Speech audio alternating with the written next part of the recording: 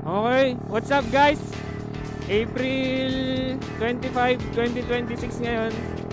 So, luluwas ulit tayo para pumunta sa VMAX. Magpapa-edit tayo ng elbow. At the same time, after nun pala, balik tayo sa JCP Racing para magpatono. Papagas muna tayo dito sa Petron. Let's go. Third payment po. Full tank po yung XCS.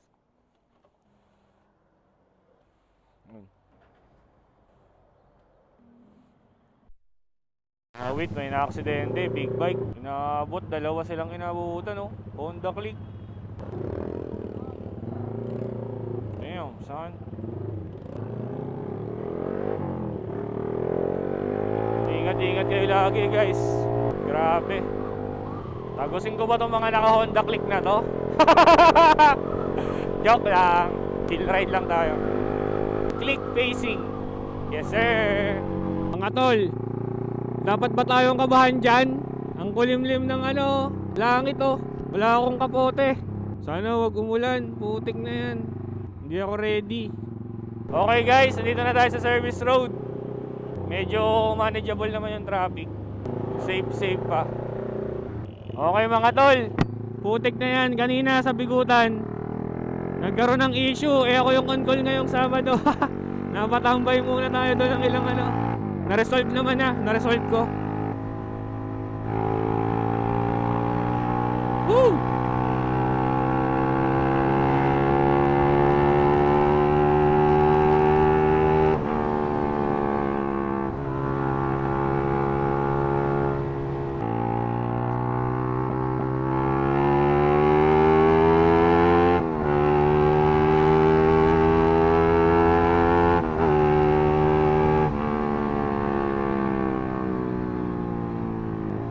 Hirap magsalita. Ang ingay ng pipe. Putik na yan. Nakikita ko sa race space dito eh. Shout out Kuis Race Space.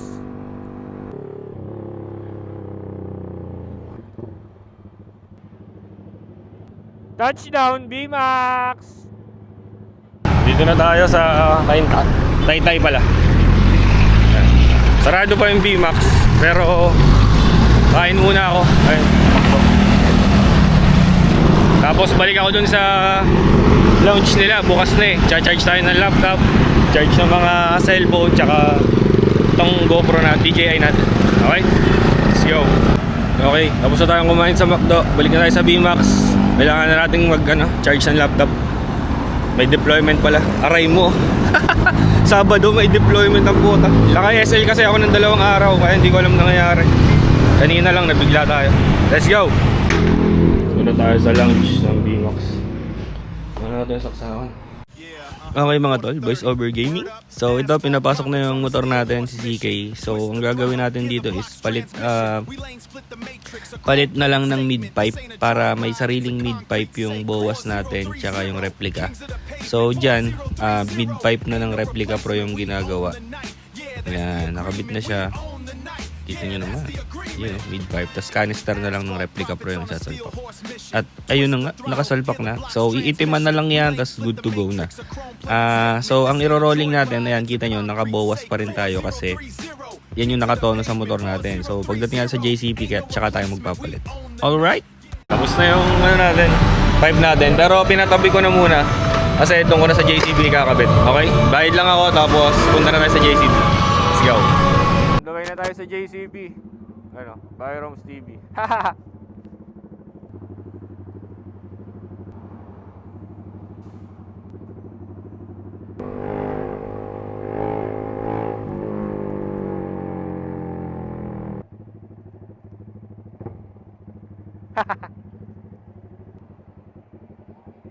Dito na tayo sa JCP Racing.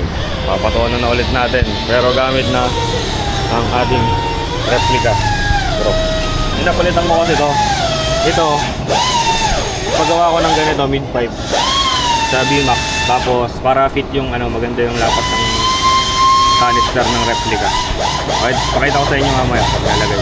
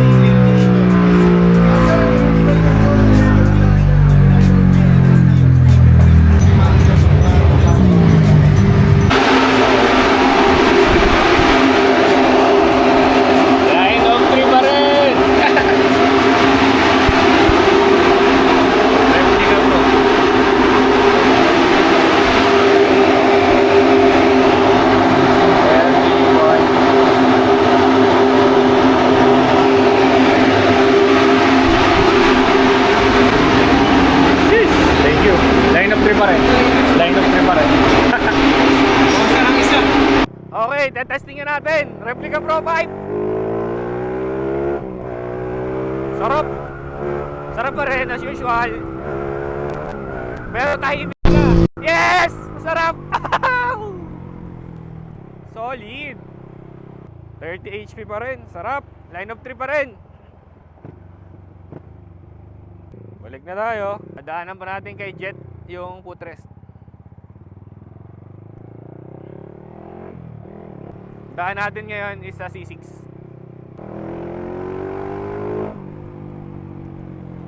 Sheesh! What's up, Barom CB? Pauwi na tayo. I mean, may dadaanan pa tayo kay Jet sa Paranaque. So, C6 daan natin. Sabay Batsi. Yes! Sarap. Hindi na ako kakabahan. Street legal. Try nating sukatin sa ano to, decibel pag uwi. Pero phone application lang gamit ko. Oh, the view is real. Damn.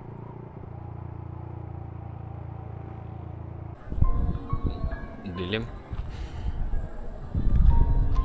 What's up mga tol? So kanina sa may Bikutan crossing east service road papuntang west service road na aksidente tayo. Ayan. Pakak.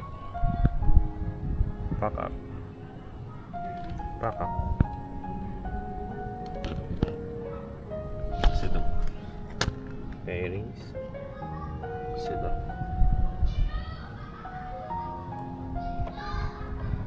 Tapos yung handlebar natin kanina parang tabingi. Pero na-align ko na siya. Medyo na-align ko naman. Parang natukod kasi to. Pag ganito yung ano niya. Left side. Pag ganyan. Pag preno ko.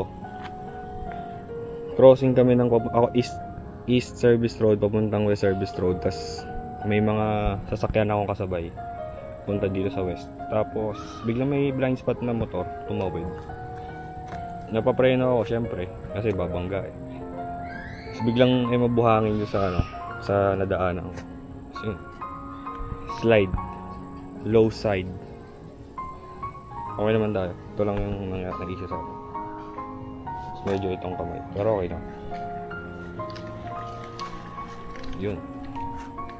Yun lang. Ride safe always. Let's go. What's up mga tol? So, pakita ko lang pala sa inyo yung naging tama ng motor natin. Tsaka tama ako nung nasemple lang ako sa may Bikutan service road. Una, ito. Yan. Pakita nyo naman yan. Tapos ito. Yan. Tapos, sa pedal natin, ito yung pinakatumukod. Yan.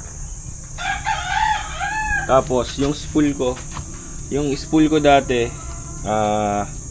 siya rin yung pinakatumukod. So, tapyas yun dito. Ang nangyari, nung nag-ride ako kinabukasan, natanggal siya.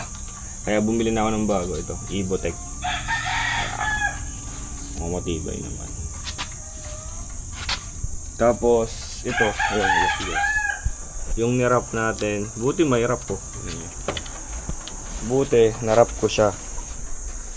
Ayan. Hindi masyadong gas-gas. So, gagawin ko, tinanggal ko kasi, rarap ko na lang ulit. Yun lang. Yun ang masamang nangyari sa atin. Tapos, ito, may trophy tayo. Kasi tabi sa mga kumakain dyan, yan. Semi-tusino lang, pero may balat pa naman. Nakakabit na natin yung replica natin. Palit na rin tayo ng passenger footrest. Yan. Yan siya. Tapos doon na siya tapos dito na natin bin-bracket sa ano, Y bracket. Pipe Y bracket dito sa may shifter. Ngayon lang. Yung VMAX naman natin, nakatabi lang naman. Tsaka na natin gagamitin pagka siguro di ko pa alam kung kailan ulit natin magagamit yung VMAX. Testingan na pala ulit to. Balik tayo sa testingan phase. Nga pala kasi naka 46 tayo. may susubukan pa tayo dyan. Abangan nyo lang kung ano yung next step natin. Kung saan tayo mag-adjust, kung sa rear or sa front. Okay? Kinoconsult ko rin naman si King, yung mekaniko natin. Napakita ko sa kanya yung performance. Tapos, ayun, bibigay kami ng input parehas. Tapos, yun. Ayun lang. So, salamat sa panonood. Huwag niyo kalimutan mag-like at mag-subscribe. Tapos, ingat kayo lagi sa daan, please. Ingat kayo. Ako, yung nangyari kasi sa akin talaga, hindi ko alam. Nagulat ako, tapos may sumulpot, nagulat ako. Pagka-preno ko sa harap, mabagal yung takbo ko. Pero pagka-preno ko sa harap, biglang dumulas yung gulong ko kasi sobrang daming bato pala dun sa madaming buhangin. Kaya, pa left side, parang parang na-slide ako. Tapos, tukod yung tuhod. Tapos, yun na. The rest is history. Kumbaga, ika nga. So, ayan. Salamat sa panonood, pagsuporta. Guy Siwi, signing out.